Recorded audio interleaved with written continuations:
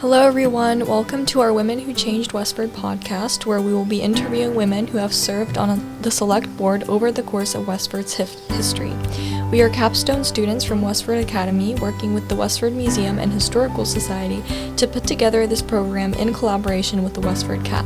My name is Elisa Koleva. I'm Veronica Vidoli. I'm Deepa Gautam. And today we'll be chatting with Andrea Peraner-Sweet. She served 15 years on the select board.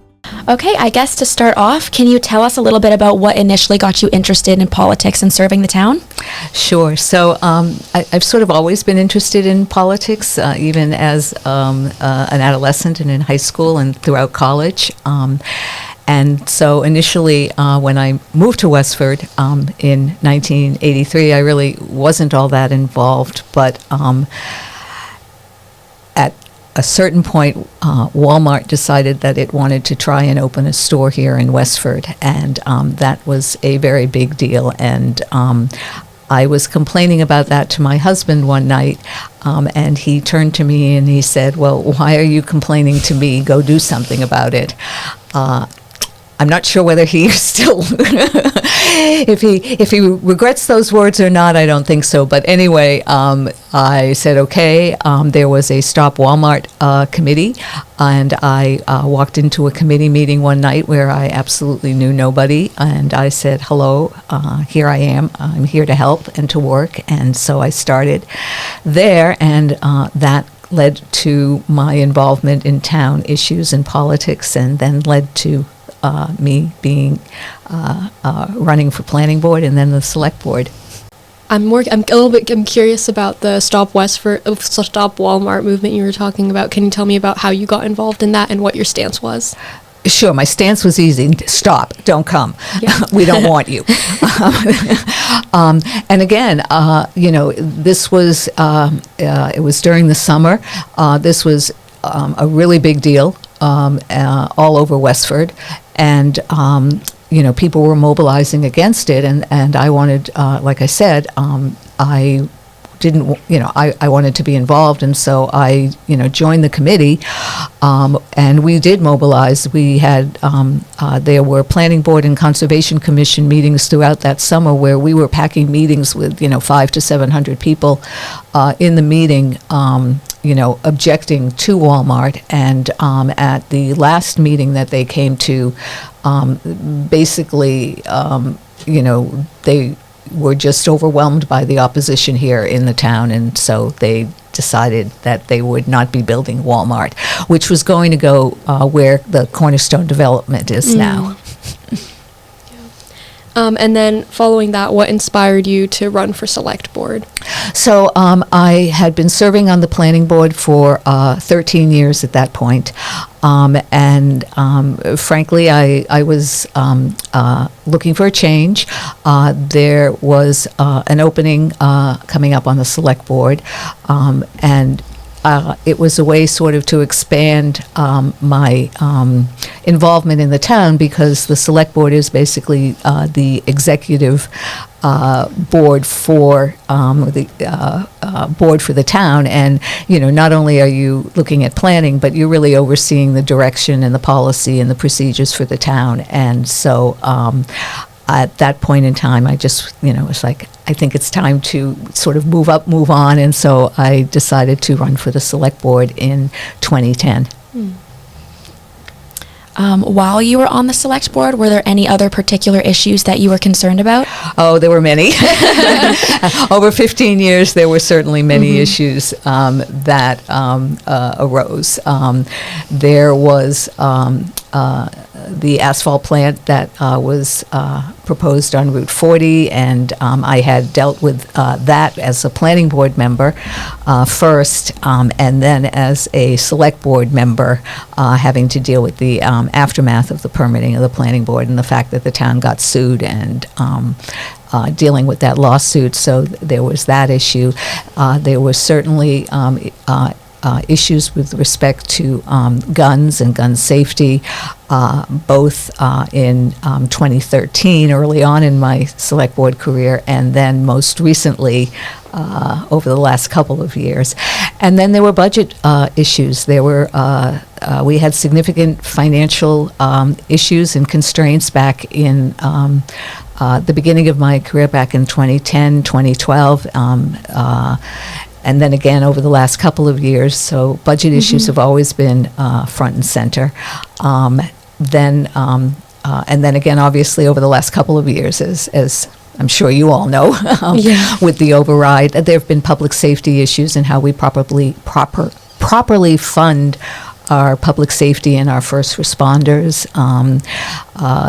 DEI has been an issue over the past couple of years, has really come to the forefront. So lots of various issues over the years, which makes it, being a select board member, both challenging and interesting, and there's always something new and something different to consider. And again, the perspective is you're working on behalf of the entire town, and you're trying to make the best decisions that you can for the entire town. You mentioned that like some of the issues are reoccurring from like your first term and then now again in your last term. I'm wondering if like your perspective has evolved over time and how you see some of the issues. Yes, I certainly think my perspective has changed, has evolved over time. I mean, I think part of what I've always tried to do is to bring people together to reach a consensus over various issues and topics. I always wanted people to feel that I would listen to them. I respected their opinions. I may not always agree with you. You may not like the way I ultimately vote on an issue, but I always wanted and I hoped that people understood that I always listened to them and I always respected their opinions. So I think, you learn that over the years. I think like with challenging like moments like the budget, for example, like where a lot of people like teachers had to be cut and stuff like that, like as a select board member, like you have to make these tough decisions, like how do you deal with that, I guess? You're absolutely right. You have to balance the competing issues. So you're right. Cutting teachers, is very difficult. Cutting police officers, if we had to do that, are very difficult. On the flip side, we have residents here who live on fixed incomes who cannot afford, a significant increase in their tax base. They're living on fixed incomes. They're barely getting by. So it really becomes a balancing issue. And at the end of the day, you sort of take all of that into consideration and you make the best decision that you think is in the best interests of the people of Westford and the residents of Westford, understanding that, you can't please everybody and that there are compromises that are going to have to be made on all sides. While you're on the select board, being a woman on the select board, since there's only been a few, did you ever feel like it was challenging being a woman, or? I didn't. Perhaps because there were women before me who set the stage a little bit, but I never felt that being a woman in any way hindered me at all. I never felt that I was treated differently because I was a woman. I never felt that my opinions were not valued because I was a woman. So for me, that didn't come into play.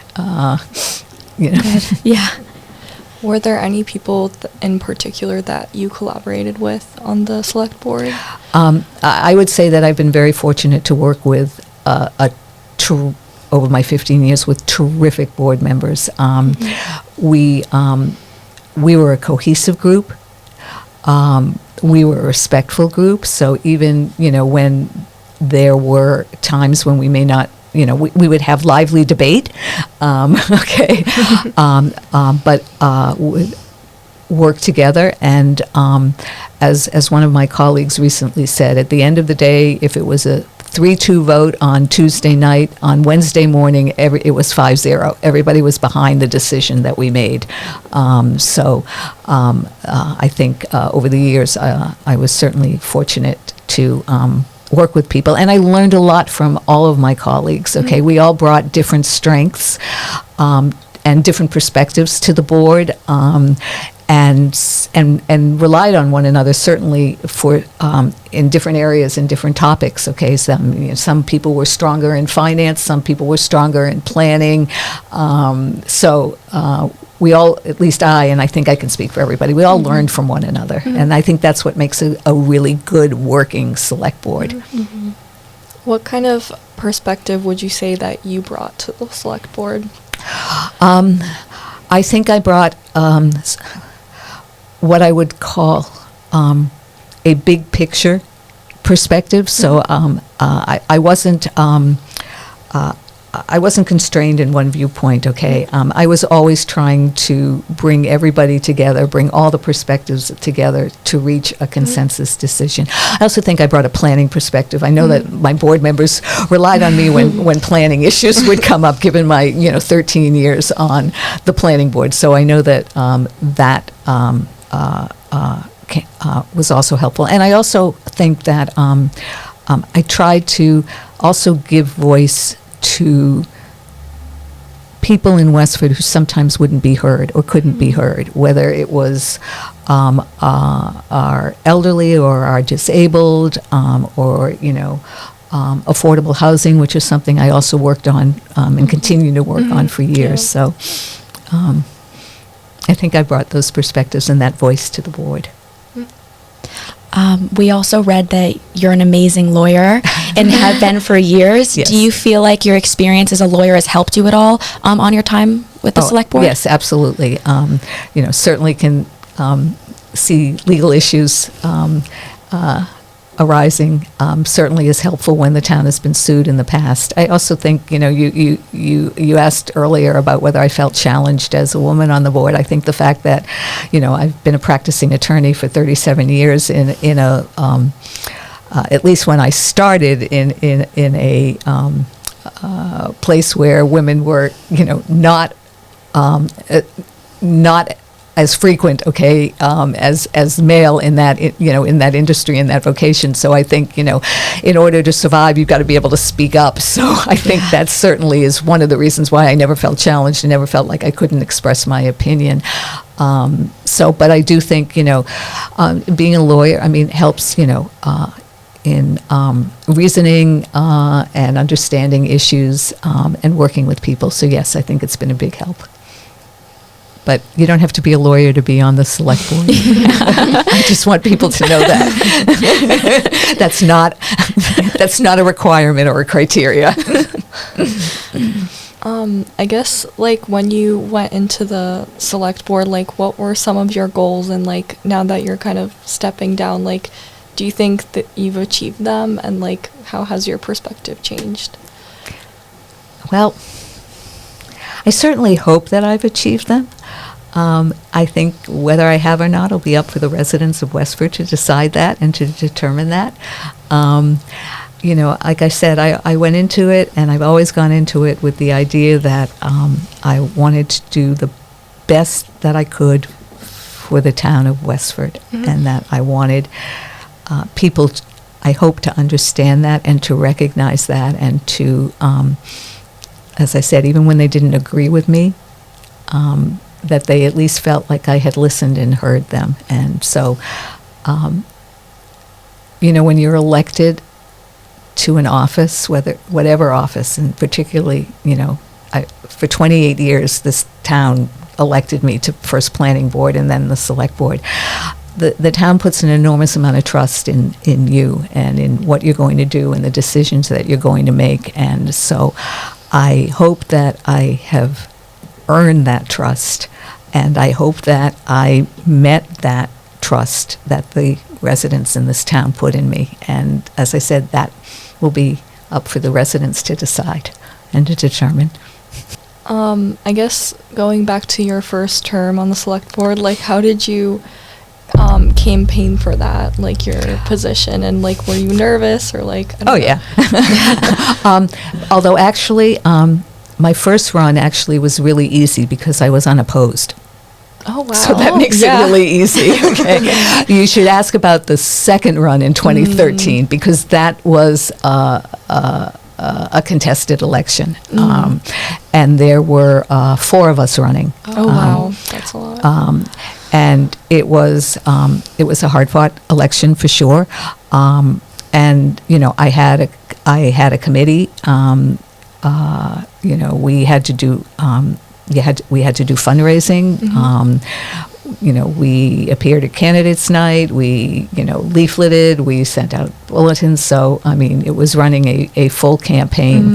Wow. And then waiting for the returns on election night is a little bit nerve-wracking.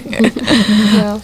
What made you want to like run a second term though, and like keep running for so many? Because there was always something I still wanted to do. Okay, or there was always a project I still wanted to see to completion. And quite frankly, I could say even today, even though I decided not to run this past year, there are still things. It was like, well, I really want to see that. I wish I could finish that. But at some point, you make the decision that, that it's time.